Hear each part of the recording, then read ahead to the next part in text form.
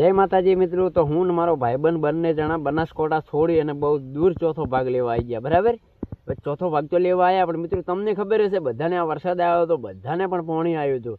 અમારે પણ ખેતરમાં પોણી આવ્યું હતું. અમારે જે પણ વાયેલું હતું એ બધું નિરાનાશ થઈ ગયું. ભૂગું છે થોડા ઘણું જ્યારે યાર. હવે અમારા જે ચોથા ભાગે વાવે છે એને તો કંઈ લઈને જવાનું થતું નથી, પણ જે જમીન અમને આપે છે એમને તો કારણ કે જમીનનો પાક ધીણ મળે, જમીન ધોરણ મળે એટલે એને તો કારણ કે પાણી આવ્યું કે ના આવ્યું એને કંઈ ફરક પડે ના. કારણ કે હવે અમારે જેવા ગરીબ ચોથા ભાગે વાવે છે એમને તો રોવાના જ દી વસ્તુ છે ને.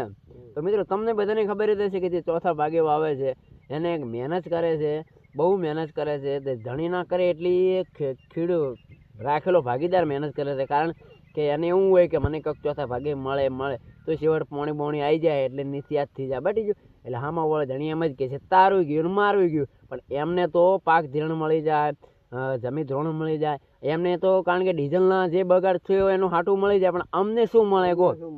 અમારી તો મજૂરી ફેલ જ છે ને.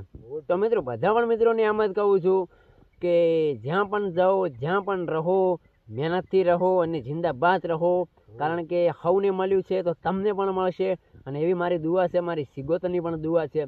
સામાવાળાને ધણીને મળે એવી આપણે પણ મજૂરી કરો, એને મળશે તો આપણને પણ ચોથા ભાગે મળશે.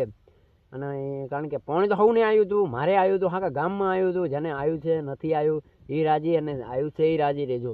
કારણ કે ઉપરવાળાનું લખેલું હતું એટલું વગાડવાનું, તો એવું વિચારી લેવાનું કે બગડી ગયું. પણ ધણિયાને તો કારણ કે જમીન ધોરણ મળી ગયું એટલે એમને તો ડીઝલ પાણી ખર્ચો બધું નીકળી ગયો.